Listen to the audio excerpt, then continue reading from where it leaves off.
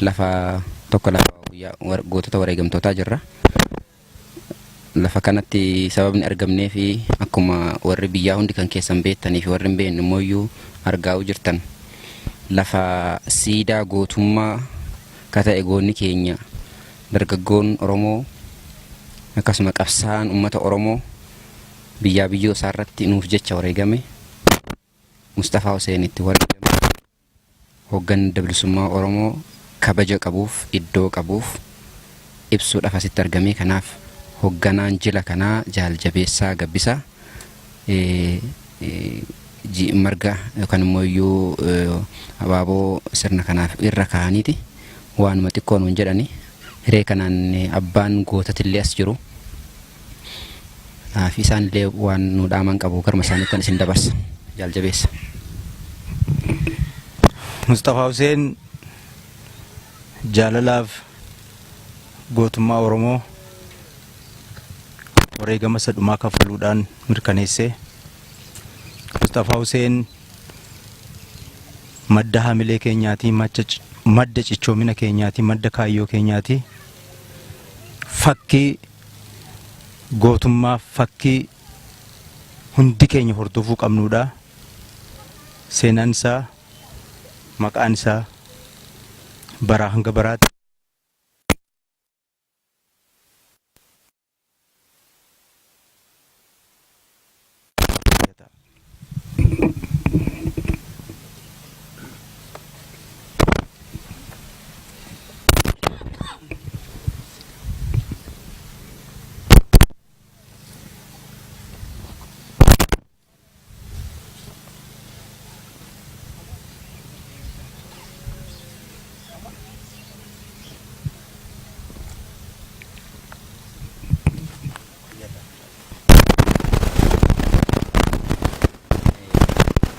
sagantaa asirratti gaggeessinu bal'oon qabnu kana sanan jennu qabnu ammoo abbaan goota kana dhalchee fi abbaan goota kana asiin gahee fi gootummaa isallee dhaalchisee akka inni gootummaa kana dalage asiin gahee seenaan qabsoo kunoo jiraachisti as nu biraan isa geesseerti.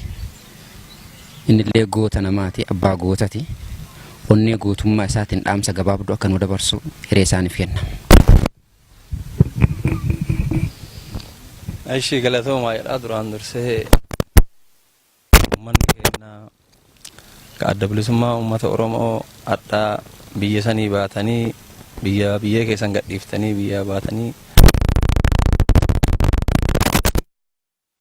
nama keessan argitanii uddee musteen kiyyetti awwaalamellee irra ejjettaniif baga nagaan ani addarraa qabee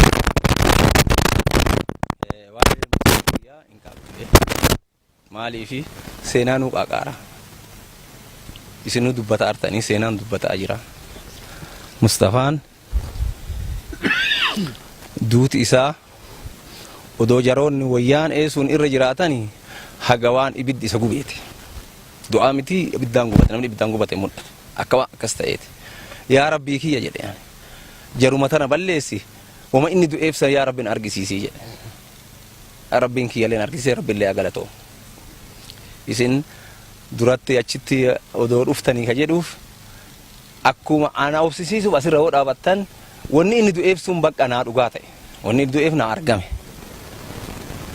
isin asi argamuun Mustafaan naa gale wanni inni du'eef gale wanna du'eef namni waan bayeef tokko yoo argate gammadaa gala. Mustafaan illee ol jedheen dubbatu malee gammadee jira.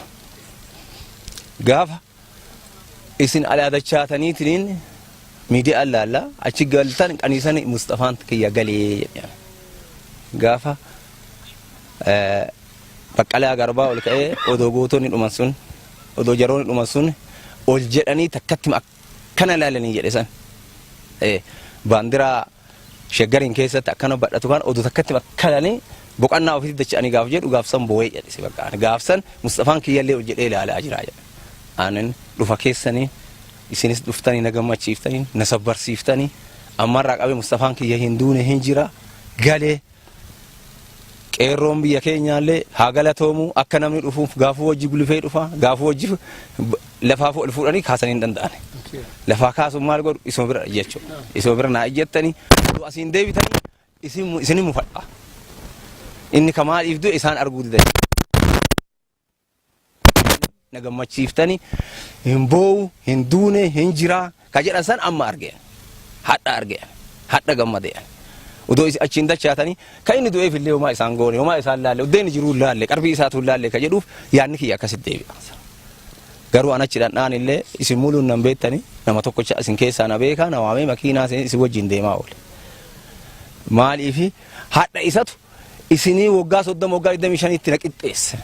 Mustafaan ana maqaa kiyya addunyaarra waamsise. Oromiyaa waamsise.